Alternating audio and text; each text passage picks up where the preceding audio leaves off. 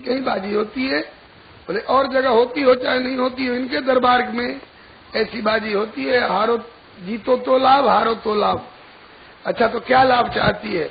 बोले कि ये जुगल जोड़ी आंखों के सामने रहे, आंखों से ओझल न हो, इससे बड़ा लाभ क्या हो सकता है? ठीक है तो ऐसी बाजी लगाएंगे। बोले कि अगर आप हारे रघुनंदन,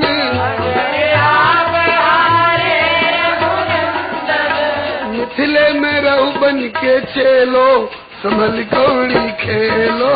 मिथिले में रहु बन के चेलो, संभल कौड़ी खेलो। अगर आप हार जाए तो हमारे चेला बनकर ये मिथिला में रहना पड़ेगा, तो दर्शन होता रहेगा ना। हाँ रघुनंदन बोले कहीं आप लोग हार गई तो? सखियां बोले तो भी सुनिए, जो हारे मिथिलानी कदाचित, तो दासी बनाए संग ले लो, संभल कौड़ी। दासी बनाए संग हो प्यारे रघुवर, संभल कौड़ी खेलो।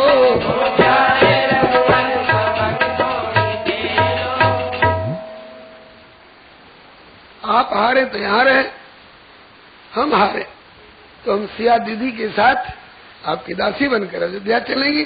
मतलब यहाँ रह के दर्शन दीजिए, चाहे वहाँ ले चलिए, आंखों से ओझल न हो। इसी तरह की बाजी मीरा दीदी ने इस कलयुग में भी गिरधर से खेली। चौपड़ खेलूं पीव सो, बाजी लावो जीव, जो हारी तो पीव की और जो जीतूं तो पीव। दोनों तरफ से लाभ ही लाभ है। इसी तरह की बाजी लंका के दो भाइयों ने खेली, एक जीत गया एक हार गया, दोनों को लाभ हुआ। क्या? बोले हारे पे मुक्ति दई रावण को, और जीते पे दई लंक। ये तो अंधाधुंध दरबार है, इसलिए तुलसी भजहु निशंक। आ जाओ इनके दरबार में और भजो। ये मत सोचो कि जीतेंगे कि हारेंगे, यहाँ तो जीतो तो भी लाभ, हारो तो भी लाभ। बलिहारी इस प्रकार से। इसके बाद हुई जेवनार।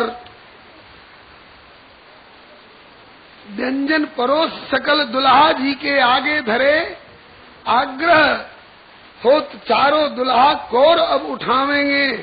दुल्हा जी भी अड़ गए, अब तो बारी है हमारी आई, हमें बहुत छके अब तो आपको छकावेंगे। द्वार की छकाई नेग हमसे चुकाई आप, तो कौर की उठाई नेग हम भी अब चुकावेंगे। हम भी कौर तब उठावेंगे जब हमारा नेग मिले। सखियों ने नेग दिया, उसके बाद अब तो कौर उठाइए। बोले अभी नेग हमारा भरपूर नहीं, अभी और चाहिए। दुल्हा मचलते हैं, ये तो आनंद की बात है। सखियों ने कहा कि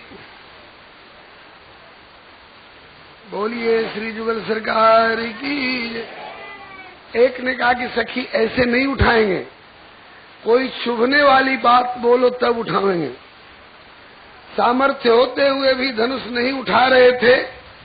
आज जब पिता श्री जनक जी ने कह दिया, अब जनिको माखे भटमानी, वीर विहीन मही में जानी। हे देश देश के राजाओं, हम किसे कहे बलशाली है, हमको तो ये विश्वास हुआ पृथ्वी वीरों से खाली है।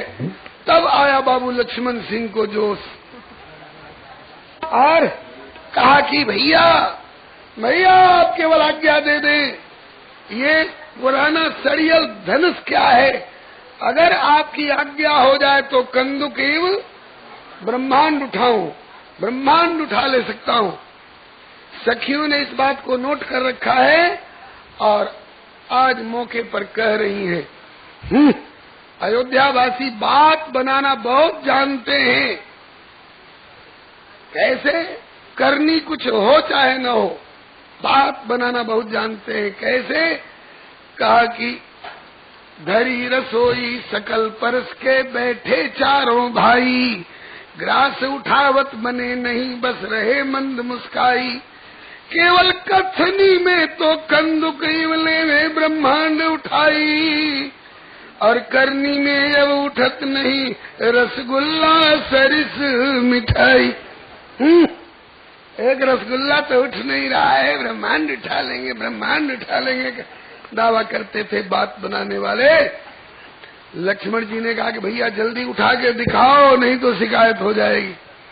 तो ज्यों एक रसगुल्ला उठा के मुंह में दिया तो बोली कि मार दिया रे रसगुल्ला चला के।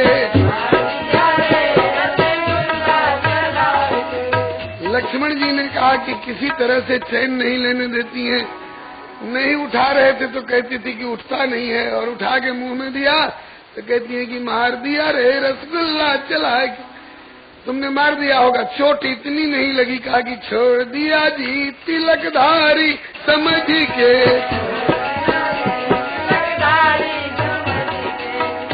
श्री चारों जुगल जोड़ी सरकार की। आहा, व्यंजनों का महल खड़ा कर दिया है।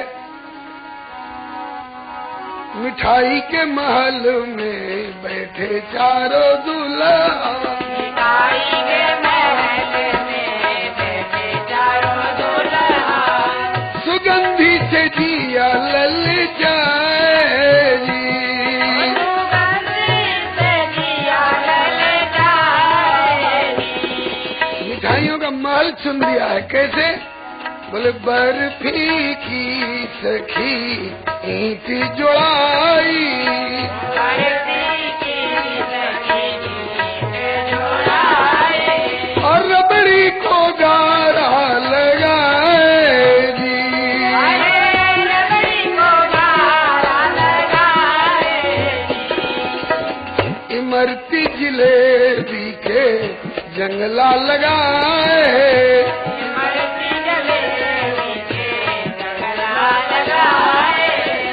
जामुन के खंभा लगाए जी, जामुन के खंभा लगाए जी।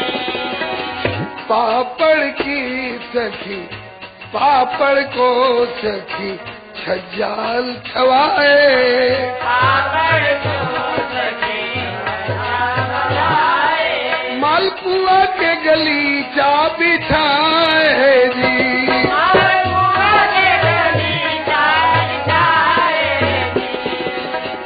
दही और चीनी की सफेदी कराई, दही और चीनी की सफेदी कराई, और लड्डू के झाड़ लटकाए जी, लड्डू के झाड़ लटकाए जी। श्री चारों जुगल जोड़ी सरकार की। दुल्हा जी ने कौर उठाए, सब बराती लोग भी बड़े प्रेम से जेवत दे मधुर धुन गारी, जेवत दे मधुर धुन गारी, ले ले नाम पुरुष और नारी, ले नाम पुरुष और नारी, समय सुहावन गार विराजा, समय सुहावन गार विराजा, सतराऊ सुन सहित समाजा, सतराऊ सुनि सहित समाजा। बोलिए श्री चारों जुगल जोड़ी सरकार की। गारी गाने का समय नहीं है, दो चार चुटकुले प्रस्तुत किए जा चुके। इसके बाद अगले दिन दशरथ जी ने विदा मांगी, अब आज्ञा दीजिए। 1.5 महीना से ऊपर हो गया यहाँ आए हुए। श्री जनक जी बोले कि अभी तक तो आप एक राहगीर अतिथि के रूप में रहे, समधी तो आज रात में बने हैं ना, तो अब समधी की हैसियत से कम 10 दिन तो सेवा का मौका दीजिए। ठीक, 10 दिन रह गए। बोले कि अब तो आपकी बात रख दी, अब तो आज्ञा दीजिए। बोले सुदी पंचमी को विवाह हुआ था, 10 दिन बीत गए, पूर्णमासी अगहन की निकल गई, पूस में आपके यहाँ विदाई होती है क्या? बोले कि अरे यार तो बड़ा फंस गए, पूस में तो फंस गए, पूस भर तो विदाई होगी नहीं। कहा कि अब तो दिन अच्छे बनेंगे तब जब सूर्य उत्तरायण होंगे, मकर संक्रांति के पश्चात मकर संक्रांति भी बीत गई, बोले अब तो आज्ञा दीजिए। बोले कि अब बसंत के कितने दिन रह गए हैं। हर साल अयोध्या का बसंत पंचमी खेलते हैं, एक बार खेलत बसंत राजा धीराज, अपने समध्याने का बसंत खेल लीजिए। अच्छा साहब चलिए, आपका मन है तो बसंत भी खेल लिए। अब इसके बाद बोले अब तो आज्ञा दीजिए। बोले अब होली के कितने दिन रह गए हैं। अब होली भी खेल लिए। बोले अब तो आज्ञा दीजिए। बोले होली के बाद फिर चैत में भी विदाई नहीं होती है, और हमने सुना है चैत में हमारे मेहमान की, हमारे जमाई राजा की बरसगांठ पड़ती है। तो हर साल इनके अयोध्या में बरसगांठ मनती होगी। एक बार ससुराल वालों को भी मौका दे दीजिए, अपने पहुना की बरसगांठ मनाने के लिए अच्छा सा मना लीजिए। अब बैसाख में अब तो आज्ञा दीजिए। बोले बैसाख में हमारी लली की बरसगांठ आ रही है, अब पता नहीं कब आवेंगी, सावन में सनुने पे आवेंगी कि कौन महीना में आवेंगी। तो हमको तो यही एक बार अब मौका है ना कि लली की बरसगांठ मना लीजिए। और लली की बरसगांठ भी मन गई। अब तो आज्ञा दीजिए। समझ गए कि जनक जी आज्ञा देने वाले हैं नहीं। दिन उठ विदा अवधपति मांगा, राखई जनक सहित अनुरागा। तब श्री गुरु जी ने कहा कि भैया अब तो राम किन्न चाहे सोई होई।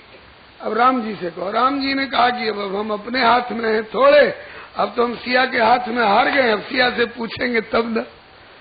अब सिया जी से पूछा राम जी ने अकेले में, हे सिया जी यहाँ तो बहुत आनंद हो रहा है, हमारी मैया रो रही होगी, अयोध्या में उदासी हो रही होगी, कई महीने हो गए हम लोगों को यहाँ आए हुए। श्री किशोरी जी ने कहा कि ठीक है प्रभु, आपकी आज्ञा का उल्लंघन कौन कर सकता है, लेकिन जैसे आपको भी अयोध्या की चिंता हो रही कि हमारे विरह में रो रहे होंगे, ऐसे ही जब हम चारों बहनों को लेकर चल दोगे प्रभु तो मिथिला का निवासी एक भी जीवित रहेगा। हाँ, यह भी आप सच कहती हैं। कहा कि तो क्या करना चाहिए। कहा मिथिलावासी सलाह कर रहे हैं, जैसे अभी कई दिन से सलाह हो रही थी कि कथा 10 दिन हो कि 11 दिन हो।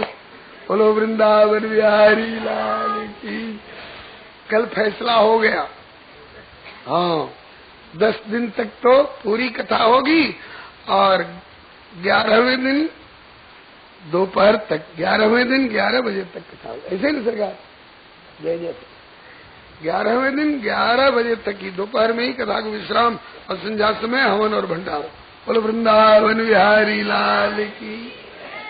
ऐसे ही मिथिलावासी सब मिलजुल के विचार कर रहे हैं क्या करना चाहिए जिससे वियोग का अनुभव किसी को न हो। बोले या तो पाहुन बसई जनकपुर परिकर सकल बुला के, या तो अयोध्या वासियों को सबको बुला लीजिए, यही हम मिथिला में जगह दे देंगे बिना कीमत के। कहा कि ऐसा लोक में होता नहीं है, तो कहा कि तो सारे मिथिलावासी अयोध्या चलेंगे, वहां आपको जगह देनी पड़ेगी। कहा कि ऐसा भी लोक में नहीं होता है। तो कहा कि तो आखिर कोई तो उपाय स्वीकार करिए। रघुनंदन ने कहा कि श्री किशोरी जी आप ही कोई समीचीन हल बताइए। सिया जी ने इतना बढ़िया हाल बताया। बोले कि अब तो आपको अपना ऐश्वर्य प्रकट करना पड़ेगा। कैसे? बोले कि अथवा एक रूप से मिथिला और एक रूप से कोसल, जुगल धाम में बिल सहु प्यारे, नित प्रति नव नव मंगल। जैसे ब्रजवासी दावा करते हैं, वृंदावनवासी गोकुलवासी ठाकुर कहते हैं कि भूतल भार उतारी हो धरी हो रूप अनेक, लेकिन ब्रज तज अनत न जाई हो ये मेरी टेक। कृष्णोन्यो यदु संभूत यस्तु गोपेन्द्र नंदन वृंदावनम परित्यज्य पादमेकम न गच्छति। इसी तरह से नाथ एक रूप से सदा मिथिला के कोहबर में आप हार भी चुके हैं, यहाँ गिरफ्तार रहिए, लाड़ लड़ाते रहेंगे मिथिलावासी, और एक रूप से मुझे विदा करा के अयोध्या भी चलिए। ये ऐश्वर्य प्रकट करना पड़ेगा। असरसमय प्रस्ताव प्रिया को प्रियतम मन अति भायो, धन्य धन्य कह कियो समर्थन ही अशेष यही लगायो। अजहू नित बिल सत को बरमह नित्य किशोर किशोरी, उदय अस्त से रहित नित्य सत्य सनातन जोड़ी। श्री जुगल जोड़ी सरकार की, श्री चारों जुगल जोड़ी सरकार की। होड़ लगी सखियों में। एक दल बोला कि राम जी धन्य हो गए सिया जैसी दुल्हन पाके, तो दूसरा दल बोला कि सिया जी भी धन्य हो गई राम जी जैसा समर्थ वर पा करके। तीसरा दल बोला कि दोनों की बात ठीक है, लेकिन एक तीसरी बात मैं बताऊं। क्या? बोले राम जी को पाकर सिया जी केवल धन्य हुई, और सिया जी को पाकर के राम जी केवल धन्य हुए, और हम मिथिला निवासी धन्य धन्यतर धन्यतम हो गए। कैसे? बोले राम जी ने केवल सिया जी को पाया, और सिया जी ने केवल राम जी को पाया, और हमने सिया जी और राम जी जुगल को ही पाया, जुगल को पाया, तो हम लोग डबल लाभ में हैं। और एक ही जुगल नहीं, 4 जुगल। बोलो चारों जुगल जोड़ी सरकार की।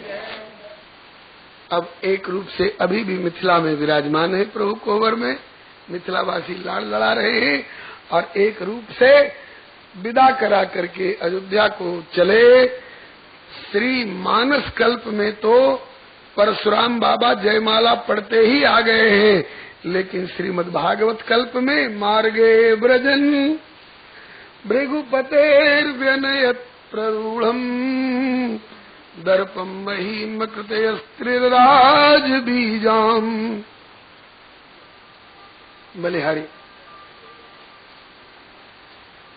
जब विदा करा के चल रहे थे तो रास्ते में परशुराम जी मिले। मानस कल्प में पहले क्यों आ गए परशुराम जी? इसलिए कि जयमाला पढ़ते ही दुष्ट राजा लोग तीर और तलवार निकाल निकाल के रियो और रियो करने लगे, हमारे रहते सिया को कोई नहीं ले जा सकता है। लक्ष्मण जी ने भी अपना धनुष चढ़ाया और तरकस पर हाथ ले गए। राम जी ने देखा कि अभी तो यहाँ वर्षा हुई थी प्रसून की, और लक्ष्मण जी का धनुष चढ़ जाएगा तो कौन चीज की वर्षा होगी? खून की। तो मंगल भवन अमंगलहारी के मंगल में विवाह के मंगलाचरण के अवसर पर ये रक्तपात होना ठीक नहीं है। इसीलिए लक्ष्मण जी को मना कर दिया, धनुष मत चढ़ाओ। बोले दुष्टों का इलाज क्या है? बोले अभी बुलाता हूँ। तब तक आए गए भृगुनाथ। किसने धनुष तोड़ा है? सब तलवार और तीर म्यान में चली गई दुष्ट राजाओं की। लक्ष्मण जी ने कहा तो बहुत बढ़िया जड़ी आएगी। परशुराम और राम को अजब अनोखो ढंग, हल्दी लगी न फिटकरी और चढ़ गो चोखो रंग। इसलिए पहले परशुराम जी आए मानस कल्प में, और श्रीमद् भागवत कल्प में बाद में क्यों आए? रास्ते में एक रामायणी जी बता रहे थे, जो श्रीमद् भागवत के रामायण के दोनों के अच्छे विद्वान थे, लखनऊ वाले श्री राम जी शास्त्री, और बड़े विनोदी भी थे। उन्होंने कहा कि दशरथ जी के मन में अफसोस रह गया था कि मेरे लाल जी ने उस धनुष को, जिसे रावण और बाणासुर भी नहीं उठा सके, कैसे उठाया होगा। मैं अगर रहता वहां तो मैं भी देखता कि मेरे लाल जी धनुष कैसे उठा। इसलिए राम जी ने कहा कि पिताजी अफसोस क्यों कर रहे हो? उसी टक्कर का एक और धनुष अभी आ रहा है परशुराम जी के हाथ से। उसी तारीख में उसी तत्व से और उसी कारीगर से बनाया गया। अरे शैवी पिनाक टूटा, वैष्णवी सारंग है ना, वैष्णवी सारंग लेकर के जो नारायण छोड़ के कोई चढ़ा ही नहीं सकता है। आज परशुराम बाबा आ गए। राम वीर बनते हो, हमारे इष्ट देव का धनुष तोड़ करके वीर कहलाने चले। मेरा धनुष उठाओ तो जाने लाइए, देख चात आचाप आप ही चल गए हो। दशरथ जी महाराज देखे कि धनुष झुका सो झुका, परशुराम जी की कमर झुक गई। इस प्रकार से दशरथ जी के मन का मनोरथ पूर्ण करने के लिए इसके बाद अयोध्या पहुंचे। सबकी आंखें डबडबाई थी, बरस रही थी। और अब आते ही सूखत धान पराजनु पानी, वर्षा हो गई। श्री गुरुदेव कहा करते थे, पूज्य चरण श्री भक्तमाली महाराज, माता कौशल्या को बड़ा गुमान था, मेरे लाल रामभद्र इतने सुंदर हैं कि इनके जोड़ की दुल्हन नहीं मिल सकती है। मेरे रामभद्र सुंदरता में है 20 दुल्हन बहुत मिलेगी तो 16 नहीं 18 तक, 19-20 बराबर का तो कोई प्रश्न ही नहीं है। लेकिन जब श्री सिया जी का घूंघट उठा करके देखा तो 19-20 की कौन कहे, दुल्हन तो 21 पर पहुंच गई। मेरे रामभद्र से भी ज्यादा सुंदरी दुल्हन आई। अब ऐसी सुंदरी बहू को मुंह दिखाई के नेक बख्शीश में क्या दिया जाए। मुंह दिखाई में माँ कह के ही ने दिया, अपना स्वर्णिम भवन नेग के रूप में। कनक भवन सिया जी के मुंह दिखाई नेक बख्शीश में माता कह के ही ने दे दिया। माता कौशल्या सोचने लग गई, मैं क्या दूं, बहू अलौकिक है। अलौकिक बहू के लिए कोई लौकिक पदार्थ जचेगो नहीं। बहू अलौकिक है तो नेक भी अलौकिक होना चाहिए। क्या है मेरे खजाने में अलौकिक नेक बहू के अनुरूप। खोजी आई कौशला विचार बड़े हौसला से, लेकिन बहू अनुरूप को वस्तु न लखाई है। लागी चित चिंता कहा दीजिए निछावर में, सियासी बहू को नेग परी कठिनाई है। और कछु पाई नाही सी समताई जोग, अंत में निकट बुलाई नीलमणि रघुराई है। मेरे नीलमणि इधर आ बेटा। पूछा कि क्यों माँ, मुझे क्यों बुला रही हो। कहा कि बहू को मुंह दिखाई का नेक देना है। कहा कि तो खजाने में से कुछ निकाल के दे दो, मुझे क्यों बुला रही हो। कहा मेरे खजाने में इस बहू के अनुरूप दूसरा कोई नेक नहीं दिखाई पड़ रहा है। अरे तो मुझे क्यों बुला रही हो। कहा कि आओ तो बताऊंगी। और कछु पाई नाही सी समताई जोग, निकट बुलाई नीलमणि रघुराई है। और हाथ रघुनाथ गही के दीनों सिय के हाथ माई, लेहु बहू ये ही तेरे मुंह की दिखाई। बोलो श्री जुगल सरकार की। नील सरोरु नील मणि, मणि है ना, रत्न है। राम रत्न है, राम रत्न है। रत्न उपजता कहीं और है और धारण होता कहीं और है। ये राम रूपी रत्न कहाँ उत्पन्न हुए और कहाँ धारण हुए। बोले राम रत्नमहं वंदे चित्रकूट पतिम हरिम, कौसल्या सुक्ति संभूतम। कौशल्या रूपी सीपी में से प्रकट हुए और धारण कहाँ हुए। बोले कौशल्या सुक्ति संभूतम और जानकी कंठ भूषणम, जनक सुता कृत भूषण जित दूषण, समर समित 10 कंठ, जय जय देव हरे। मतलब कि एक दिन वह था जबकि श्री जनक जी ने अपना कन्या रूपी रत्न सिया को जानकी को राम जी के योग्य समझकर राम के हाथों में सौंपा था। और आज माता कौशल्या ने राम रूपी रत्न को जानकी के जोग जानकर जानकी के हाथ में सौंप दिया।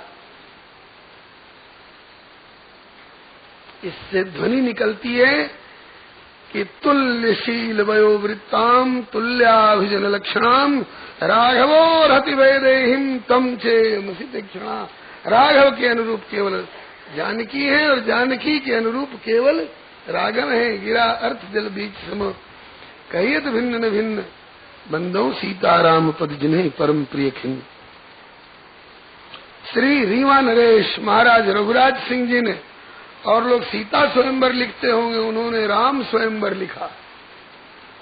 उस ग्रंथ में वर्णन किया है, दय रघुनंदन रत्न सियाकर सास सकोचित मुख देखो। फिर भी सकुचाती हुई, क्योंकि राम है जानकी से 20 और जानकी है राम से 21 इनके बराबर का अभी भी नहीं हो रहा है, लेकिन इससे बढ़ चढ़ के और कोई रत्न मेरे पास है ही नहीं, इसलिए अब राम रूपी रत्न को ही जानकी के हाथ में सौंपा।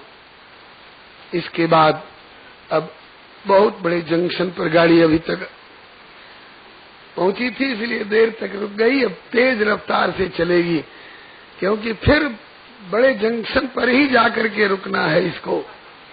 अब राज्याभिषेक पर गाड़ी रुकेगी। और जब गाड़ी ज्यादा तेज रफ्तार में चलने वाली हो तो उसमें लिखा रहता है कि आप लोगों का कोई भी अंग गाड़ी से बाहर नहीं निकला हुआ होना चाहिए।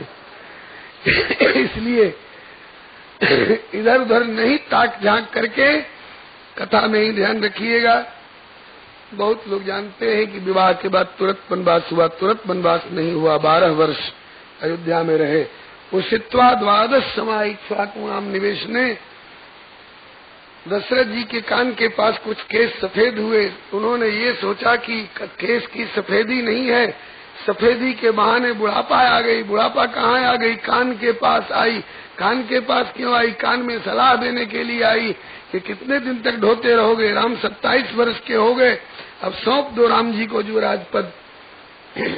राम जी युवराज पद लेने के लिए नहीं आए हैं साकेत गोलोक वैकुंठ छोड़ करके, तो पृथ्वी का भार उतारना था। इसलिए माता कैकेयी से पहले वरदान मांग रखा है, मालूम है कि नहीं? नहीं तो बता दूं।